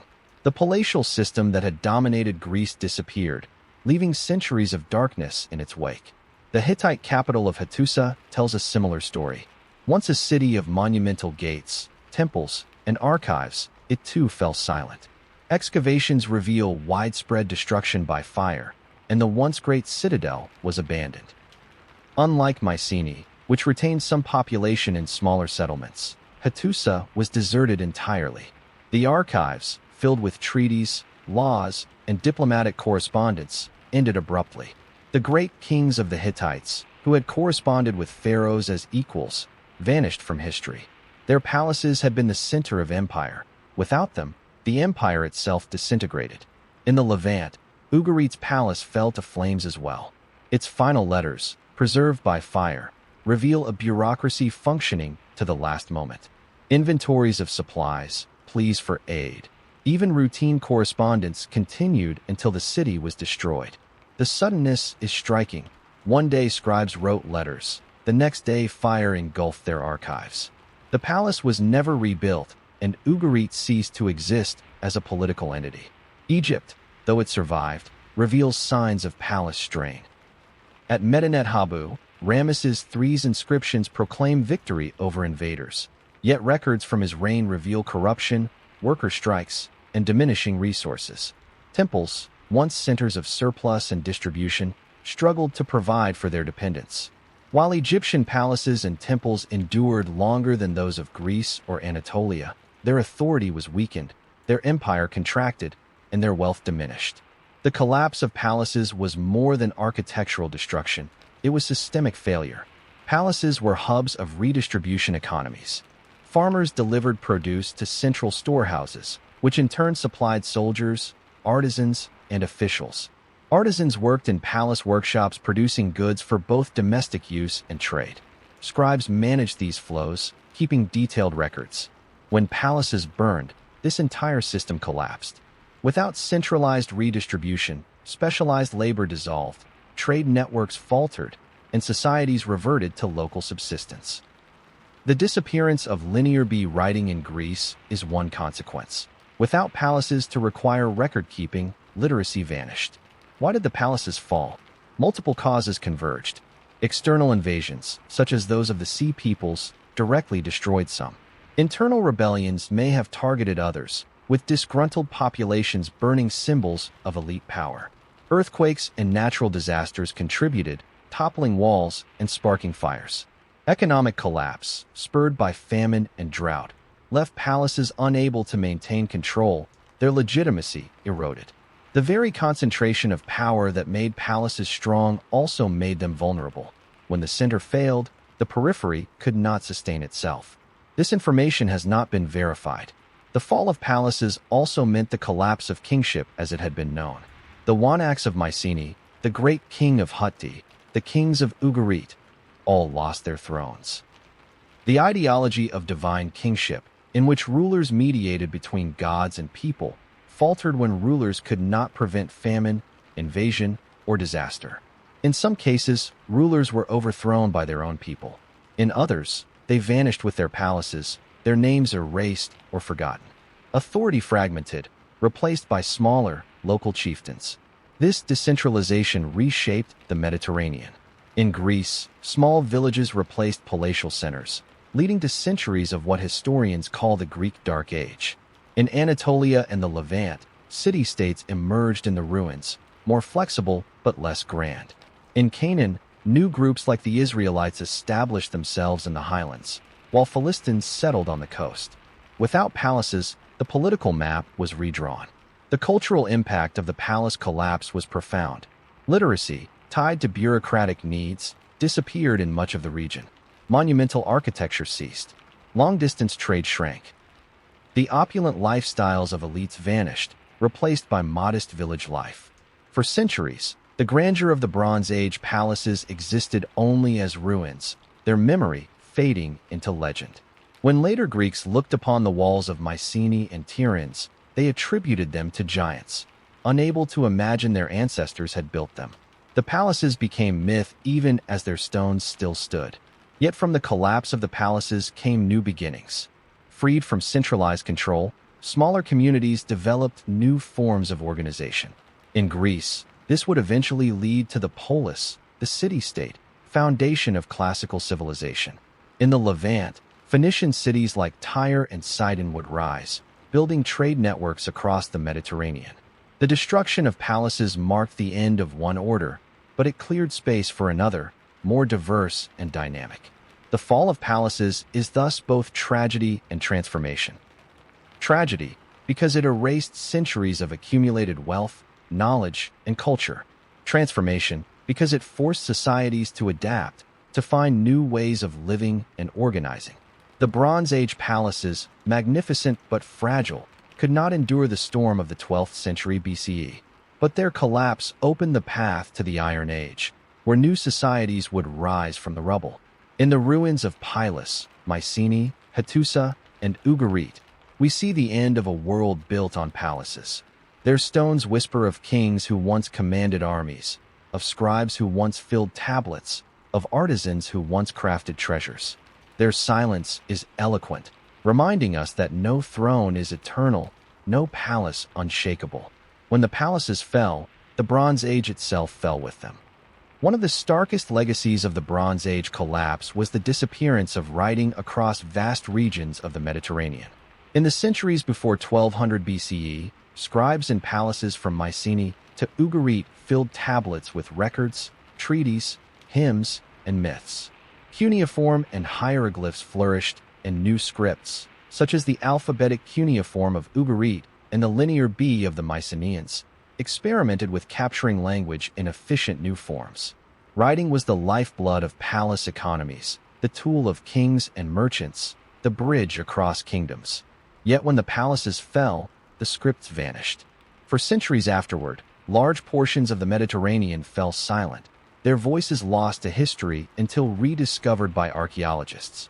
The case of Greece is perhaps the most striking. The Mycenaean palaces employed scribes trained in Linear B, a syllabic script adapted from the earlier Minoan Linear A. Thousands of clay tablets have been unearthed at sites like Pylos, Knossos, and Thebes, recording everything from lists of sheep to inventories of weapons, from offerings to the gods to distribution of grain. Linear B tablets reveal a highly organized bureaucratic world, but the script was not widespread. It was used almost exclusively for palace administration, not for public inscriptions or literature. When the palaces burned, the scribes perished, their training forgotten. By the 12th century BCE, Linear B disappeared. Greece entered a dark age not only politically and economically, but also literarily. Writing would not return until the adoption of the Phoenician alphabet centuries later. The loss of writing had profound consequences. Without written records, memory became oral. Traditions survived through song and storytelling rather than text. The Homeric epics, composed centuries later, may preserve echoes of the Mycenaean world, but they are filtered through oral tradition. Knowledge of administration, record-keeping, and complex bureaucracy vanished. The Greek Dark Age was not only an age of poverty, but of forgetting. For nearly 400 years, the Greeks lived without writing, until the reintroduction of literacy transformed their society once more. In Anatolia and the Levant, the picture is similar. The Hittite Empire, with its archives of cuneiform tablets, ceased to exist. Thousands of tablets at Hattusa revealed treaties, laws, myths, and correspondences. When the city was abandoned and burned, the scribes vanished. Hittite cuneiform was forgotten, its empire erased from memory so thoroughly that later peoples did not even recall its name. Only in the 19th century CE, with the decipherment of Hittite tablets, did the lost kingdom return to history. In the meantime, the silence of writing meant the Hittites were ghosts in their own land. Ugarit, too, represents a poignant case. Its scribes pioneered an alphabetic cuneiform system with around 30 signs, a precursor to later alphabets. This script, more efficient than older systems, could have revolutionized literacy. Yet the city's destruction around 1185 BCE ended that trajectory. The archives preserved myths of Baal and Anat, rituals, and economic records. When the flames consumed Ugarit, the alphabet vanished with it. The continuity of literacy in the Levant was broken, only to be restored later by the Phoenicians, whose alphabet would eventually spread across the Mediterranean. Egypt, uniquely, preserved writing through the crisis. Hieroglyphs and hieratic script continued, maintained by temples and scribal schools. This continuity helps explain why Egypt survived when others fell. Written tradition anchored religious and bureaucratic systems, even in times of famine and invasion. Yet even Egypt's records reveal strain. Decrees complaining of corruption, ostraca documenting strikes by workers denied rations. Writing survived, but the grandeur of New Kingdom inscriptions masked decline. The disappearance of writing across much of the Bronze Age world highlights how closely literacy was tied to palatial systems. Writing was not widespread among common people, it was the tool of elites. Scribes were trained specialists employed by kings, temples, and bureaucracies. When those institutions fell, literacy fell with them. Unlike later alphabets, which spread among merchants and citizens, Bronze Age scripts were fragile, confined to narrow contexts. Their disappearance reminds us that writing is not inevitable, but dependent on institutions to sustain it. The cultural consequences of this silence are immeasurable. Without writing, treaties were forgotten, laws lost, myths untold in their original form. Oral traditions kept fragments alive, but centuries of detail were erased. The collapse of writing meant the collapse of historical memory. The Iron Age peoples who followed, Israelites, Phoenicians, Greeks, looked back at ruins they could not read, legends they only half remembered. They inherited a landscape of silence, forced to build new stories in place of forgotten texts. Some scholars see in this disappearance the very conditions that allowed new cultures to emerge. Without the weight of old bureaucracies and texts, new societies could invent afresh. The Phoenicians developed their streamlined alphabet, which spread across the Mediterranean and became the ancestor of Greek and Latin scripts. The Israelites composed their traditions in a world no longer dominated by Hittite or Mycenaean archives. The Greeks, when they adopted the alphabet centuries later, used it not only for administration but for poetry, philosophy, and history, creating a culture in which literacy was more broadly shared. The forgetting of the Bronze Age thus cleared the ground for the innovations of the Iron Age. Still, the loss was immense. We will never know the full stories written in the Linear B tablets beyond their administrative content. We will never hear the myths and histories recorded by Hittite scribes beyond what fragments survive. Ugarit's alphabet, a remarkable innovation, was extinguished before it could spread. The silence of these forgotten words is itself a kind of collapse, the collapse of memory. When we speak of the Bronze Age collapse, we often imagine fire, war, famine, and ruins. But the disappearance of writing was equally catastrophic. Civilizations do not merely die when their walls fall, they die when their voices fall silent. The palaces of Pilus and Hattusa may be ruins, but the lost words of their scribes are ghosts, shadows of what once was. In this silence lies both tragedy and irony. The kings of the late Bronze Age built palaces filled with archives, believing that written words secured their rule for eternity. Yet it was the fire that destroyed those palaces that preserved their tablets, baking them into survival. We know of their desperation only because their archives were consumed in flames. Without the collapse, we might have had no record at all. The silence is not complete, but what remains is fragmentary, tantalizing, incomplete, a whisper of forgotten worlds. The disappearance of writing marks the end of the Bronze Age as much as the fall of palaces or the collapse of trade. It reminds us that civilizations are not immortal, that memory itself can perish, and that the voices of the past survive only by chance. When the scribes laid down their styluses for the last time, the Bronze Age truly ended. When the palaces of the Bronze Age fell, when the Hittite kings vanished and the Mycenaean citadels burned, the map of the eastern Mediterranean was redrawn. Out of the silence of collapsed kingdoms, new voices arose. They were not great empires with sprawling bureaucracies, but smaller, more flexible communities, migrants, pastoralists, and settlers who seized opportunities left in the ruins. Among them were the Philistines, the Arameans, and the Israelites, peoples who would shape the identity of the Iron Age and leave legacies far longer than many of the kings they replaced. The Philistines stand out as the most visible successors of the Sea Peoples' migrations. Egyptian inscriptions from the reign of Ramesses III describe the Peleset, widely identified with the Philistines, arriving in the Levant after Egypt repelled their invasion. Though defeated, they were not annihilated. Instead, they settled on the southern coast of Canaan. Archaeology confirms this.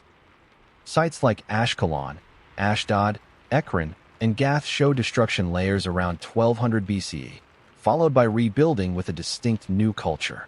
This Philistine Pentapolis became a formidable presence in the region. The material culture of the Philistines reveals their mixed origins. Their pottery, decorated with motifs of birds and geometric patterns, shows clear links to Aegean traditions. Their diet included pork in quantities unusual for Canaanite populations, hinting at different culinary habits. Their architecture introduced new building forms, including hearth-centered houses. Yet over time, they blended with local cultures, adopting aspects of Canaanite religion and language. They were newcomers, but within generations, they were rooted. In the Hebrew Bible, the Philistines appear as antagonists, foes of Samson, Goliath, and David.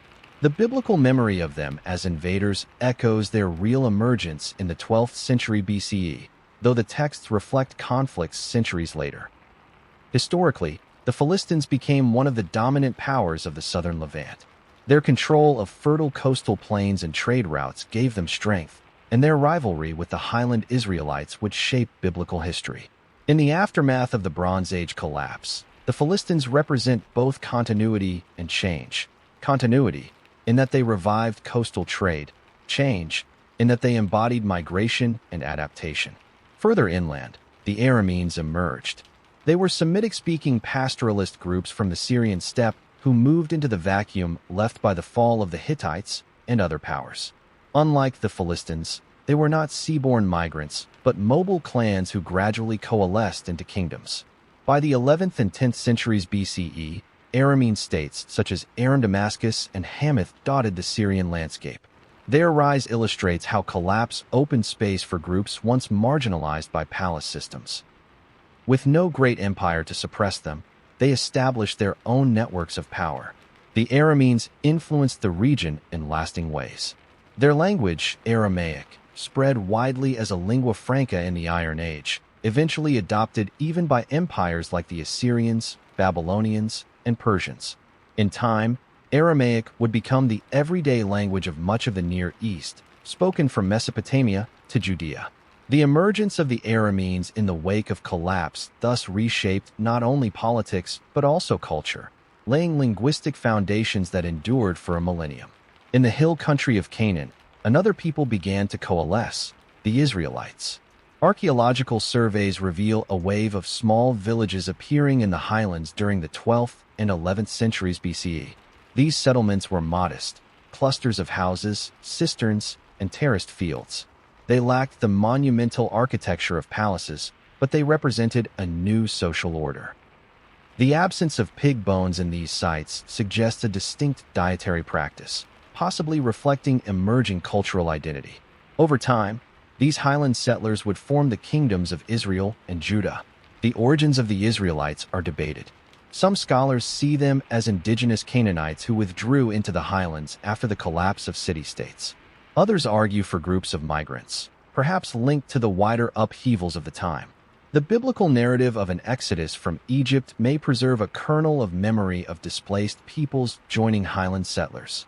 Whatever their origins, the Israelites emerged as a distinct group in the shadow of collapse, carving identity from the ruins of Canaan's old order. The rise of these new peoples illustrates a larger pattern. The collapse of great powers did not mean the end of civilization. It meant the end of one kind of civilization. Palatial systems, with their centralized control and international networks, gave way to smaller, decentralized communities. These new societies were less wealthy, but more resilient. They did not depend on fragile trade routes or bureaucratic redistribution. They lived closer to the land, adapted to local conditions, and built identities not on empire, but on community. For centuries after 1200 BCE, the Eastern Mediterranean was a mosaic of such groups. Phoenician cities like Tyre and Sidon revived maritime trade, pioneering the alphabet that would shape future writing. Philistines dominated the southern coast. Arameans spread inland across Syria. Israelites grew in the highlands. Moabites, Ammonites, and Edomites settled on the Transjordan Plateau. It was a world of diversity and competition, born from the ashes of uniformity. The legacies of these groups would echo through history. The Philistines, remembered as foes in biblical texts, gave their name to the land itself, Palestine. The Arameans, through their language, shaped communication across empires. The Israelites, through their religion and texts, forged traditions that continue to influence the world. None of these peoples could have risen under the shadow of the Hittite great kings or the Mycenaean Wanaks. It was collapse that created the space for their emergence. This emergence also reveals the paradox of collapse. For those who lived through it, it was disaster, famine, migration, war. Cities burned, trade vanished, writing disappeared. But in the longer arc of history, collapse was also transformation. It destroyed old structures, but made room for new societies to form, ones that carried forward legacies far more enduring than those of the palaces they replaced. The Philistines, Arameans, and Israelites remind us that collapse is never the end of the story. It is a turning point, where endings and beginnings are bound together. In the saga of the Bronze Age collapse, the rise of these new peoples is the dawn after darkness. Their villages, languages, and traditions carried the world into the Iron Age, reshaping the map of the Near East. The ruins of Ugarit and Hattusa may lie silent, but the voices of the Philistines, Arameans, and Israelites carried forward, echoing into history long after the palaces of the Bronze Age were dust. The Bronze Age collapse is remembered as one of history's great catastrophes, a time when cities burned, empires vanished, and writing itself disappeared. Yet in its ruins lie not only tragedy, but also lessons. For though the collapse ended the age of palaces and kings, it also revealed the fragility of complex systems, the resilience of human communities, and the transformative power of disaster. To study the collapse is not simply to recount ancient destruction. It is to hold a mirror to the vulnerabilities and strengths of civilization itself. The first lesson is fragility. The late Bronze Age system appeared strong, with mighty kings, glittering palaces, and vast trade networks. But this strength was deceptive. Beneath the surface lay dependence, on trade routes for tin and copper, on grain shipments to feed armies, on alliances to secure borders. Each kingdom was tied to others, a web of interdependence. When one thread snapped, the rest unraveled. Ugarit's desperate letters pleading for aid that never came reveal the peril of such a system. The Hittites depended on Egyptian grain, the Mycenaeans on Cypriot copper, Ugarit on Hittite protection. When famine, invasion, or rebellion struck, the network collapsed. The fragility of complexity is a lesson as relevant today as it was in 1200 BCE. The second lesson is resilience. While great powers vanished, smaller communities adapted. Villages in the highlands of Canaan survived even as cities fell. Aramean clans spread across Syria, forming kingdoms in the vacuum of empire. The Israelites emerged in modest settlements, carving identity without palaces or armies. These groups endured because they were decentralized, flexible, and less dependent on fragile networks. They could adapt to famine by subsistence farming, survive invasions by mobility, and build societies from the bottom up. Collapse teaches us that resilience often lies not in grandeur, but in humility. The third lesson is transformation. Collapse was not merely an ending, but also a beginning. The disappearance of Bronze Age scripts cleared the way for the alphabet, pioneered by Phoenicians, which democratized writing and shaped future literacy.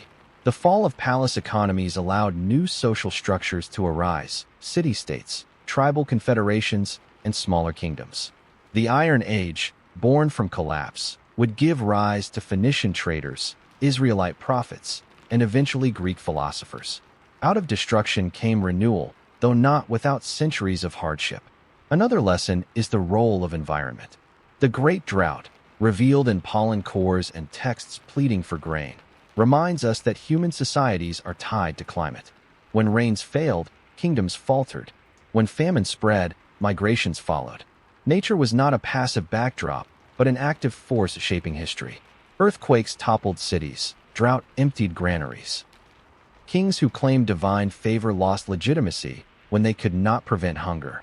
The collapse shows that even the most advanced societies remain vulnerable to the rhythms of earth and sky. This information has not been verified. The collapse also teaches us about the power of migration. The sea peoples, once seen as faceless destroyers, are increasingly understood as displaced peoples seeking survival. They were both raiders and refugees, families on the move in search of land and sustenance. Their arrival reshaped the Levant, producing new cultures like the Philistines. Migration in times of crisis is not anomaly, but constant, part of how humanity responds to stress. The Bronze Age collapse shows that the movement of peoples, though disruptive, is also creative, giving rise to new identities and societies. Equally important is the lesson of memory. The collapse was so thorough that entire civilizations vanished from history, forgotten until rediscovered by archaeologists. The Hittites, once peers of Egypt, disappeared so completely that later peoples had no memory of them. Linear B writing vanished, leaving Greece illiterate for centuries. The silence of forgotten words reminds us that memory is fragile, dependent on institutions of preservation. Civilizations can vanish not only physically, but from human recollection. The ruins of Hattusa, the tablets of Ugarit, the the burned palaces of Pylus, all remind us that history itself can collapse. Yet memory also survives in unexpected ways. Oral traditions preserved fragments of the Mycenaean world, later woven into Homeric epics. Biblical texts recall the Philistines as antagonists, preserving memory of migrations that reshaped Canaan. Even in forgetting, humanity remembers, reshaping fragments into new stories. Collapse does not erase entirely. It transforms memory into myth. The final lesson is humility. The kings of the late Bronze Age believed themselves eternal, their empires secure. They built palaces of stone, recorded treaties on clay, and corresponded as brothers in a world system they thought stable. Yet within a century, their world was gone. The arrogance of permanence met the reality of fragility. For modern readers, the Bronze Age collapse is a reminder that no civilization, however advanced, is immune to disruption. Complexity can crumble, power can vanish, memory can fade. And yet, there is also hope. Collapse is not the end of humanity. The people of the 12th century BCE endured, adapted, and rebuilt. From the ruins of palaces arose villages. From the silence of lost scripts came new alphabets. From the migrations of desperate peoples came new cultures. Out of destruction came creativity. Collapse is both warning and reassurance. Warning that human systems are fragile, reassurance that humanity is resilient. The Bronze Age collapse thus offers a paradoxical lesson. It was a catastrophe for those who lived through it. Famine, war, abandonment. But in the long arc of history, it was also transformation. Without it, the Phoenicians might not have spread their alphabet, the Israelites might not have emerged, and the Greeks might not have built their polis. The collapse ended one age, but made another possible. In the end, the lessons of the Bronze Age collapse are both ancient and modern. They remind us of the fragility of global systems, the resilience of small communities, the power of environment, the inevitability of migration, the fragility of memory, and the humility required of civilization. The kings of the late Bronze Age believed they ruled forever. History teaches otherwise. The story of the Bronze Age collapse is not just an episode buried in antiquity. It is a mirror that continues to reflect questions about human destiny. More than 3,000 years after palaces burned and kings vanished, the collapse still haunts us.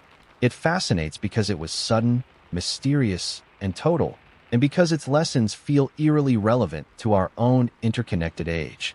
When we ask why it still captures imagination, the answer lies not only in ruins and tablets, but in the enduring resonance of fragility, resilience, and uncertainty. The first echo is the enigma itself. Unlike the fall of Rome, whose causes and chronology are well documented, the Bronze Age collapse remains shrouded in mystery. Was it drought, earthquake, famine, invasion, or rebellion, or all of them at once? The uncertainty makes it compelling. Historians, archaeologists, climatologists, and linguists still debate the causes, and each new discovery, whether a pollen core or a shipwreck, reshapes the discussion. The collapse remains an unsolved riddle, and humanity is drawn to riddles. We want answers, but in this case, the absence of certainty ensures the story never fades. This information has not been verified. The second echo is the silence it left. When the Hittite Empire vanished, when Ugarit burned, when Mycenaean palaces crumbled, centuries of knowledge disappeared. Writing itself fell silent across Greece and Anatolia. Languages vanished, cultures were forgotten, myths were erased. The totality of the silence is chilling. We look back at the ruins of Hattusa or the Lion Gate of Mycenae and realize that entire civilizations once thrived there, yet their voices are gone. That kind of disappearance is terrifying because it shows how easily memory can fail. It forces us to ask, what will remain of our world 3,000 years from now? The third echo is the fragility of interconnected systems. The late Bronze Age world was the first true international age, where trade and diplomacy bound kingdoms together in mutual dependence. Its collapse shows how such interdependence can be strength in prosperity, but vulnerability in crisis. A drought in Anatolia led to famine in Hutti. A destroyed port in Ugarit cut supply to distant allies. Invasions in the Levant reverberated as far as Greece. The collapse was systemic, not local. In our own era of globalization, the echo is unmistakable.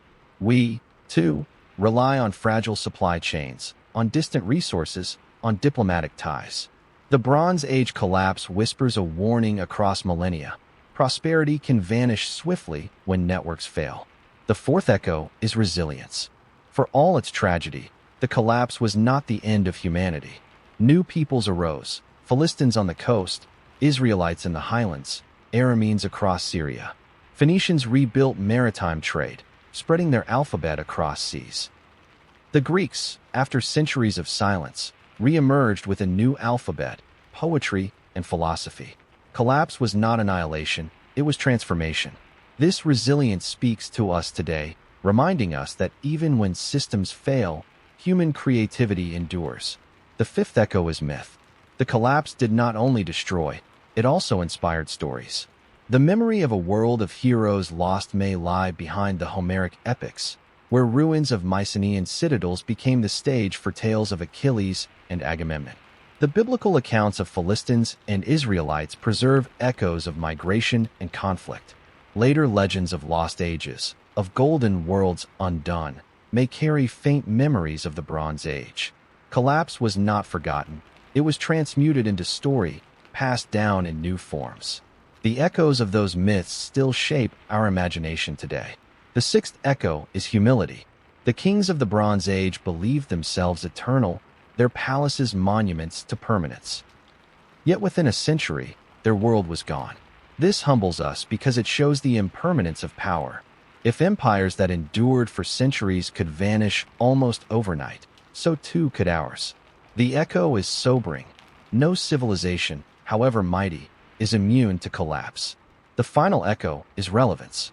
Scholars often frame the Bronze Age collapse as one of history's first examples of a systems collapse. Multiple stressors, environmental, economic, political, and social, converge to overwhelm societies. In our own era of climate change, political upheaval, and fragile supply chains, the story feels uncomfortably close. We read the letters of Amurapi of Ugarit, pleading for aid that never came, and see in them a parable of dependence and failure. We look at pollen records showing drought and see echoes of our own environmental crises. We study migrations of the sea peoples and see reflections of displaced populations in our own world. The Bronze Age collapse endures in our imagination because it speaks to present anxieties. Yet the echoes are not only warnings, but also inspirations. They remind us that collapse is not simply destruction, but also rebirth. The Phoenicians, Israelites, and Greeks built new worlds from the ruins. The alphabet, one of humanity's greatest inventions, spread in the aftermath of collapse. Out of silence came new voices, out of ruins new cultures. The echo of the Bronze Age collapse is not only catastrophe, but also creativity. Why does it still haunt us? Because it is both mystery and mirror. Mystery, in that we cannot fully explain it, leaving us compelled to keep searching. Mirror, in that it reflects our own vulnerabilities and possibilities. It forces us to confront the fragility of our systems, the impermanence of power, and the resilience of communities. It tells us that history can vanish, that silence can replace memory, but also that from silence new voices can rise. The Bronze Age collapse still speaks because it never truly ended. Its ruins shaped the Iron Age, its silences shaped myth, its transformations shaped civilizations that followed. We live in its aftermath, in a world built on the lessons of collapse. And as we face our own uncertainties, the echoes grow louder, whispering across 3,000 years. Civilizations rise, civilizations fall, but humanity endures. The Bronze Age collapse remains one of the most haunting turning points in human history.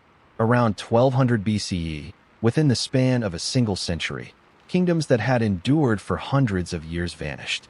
Palaces burned, trade routes dissolved, writing fell silent, and new peoples emerged in the vacuum. It was not simply the fall of one empire, but the unraveling of an entire interconnected world. For those who lived through it, the collapse was catastrophe, famine, flight, fire, and fear. Yet for us, looking back across 3 millennia, it is also a story of fragility, resilience, and transformation. The fragility of that age is perhaps its most enduring lesson. The kings of the late Bronze Age believed themselves eternal. They carved treaties in stone, built palaces of massive stone blocks, and commanded armies of chariots. Yet their world depended on delicate balances, on rains that might fail, on trade routes that might falter, on alliances that might collapse. When those balances tipped, their grandeur crumbled. The silence of Hattusa, the ruins of Mycenae, the unanswered letters of Ugarit all remind us that complexity is not invulnerability.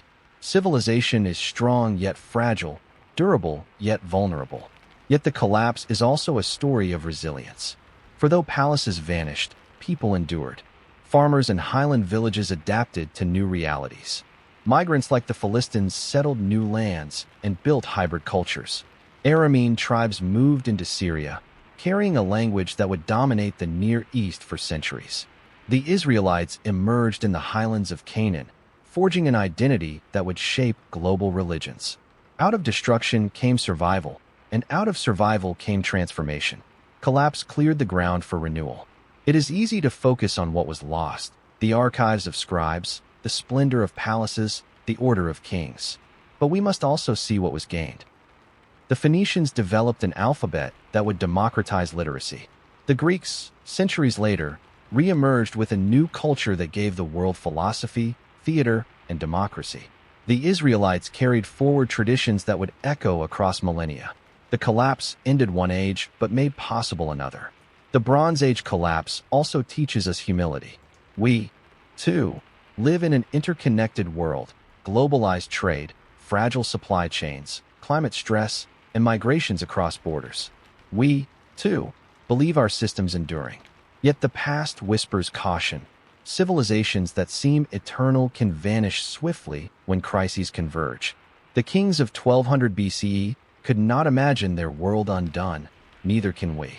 But history warns that permanence is an illusion. At the same time, the collapse offers reassurance. Humanity is resilient. When systems fail, people adapt. When empires crumble, communities endure. When old orders vanish, new ones arise. The Bronze Age collapse was not the end of civilization, but its transformation. It reminds us that endings and beginnings are bound together, that ruin and renewal walk side by side. The silence of the Bronze Age, the burned palaces, the forgotten scripts, the unanswered letters, is not only tragedy but also testimony. It testifies to the impermanence of power, the vulnerability of systems, and the creativity of survival.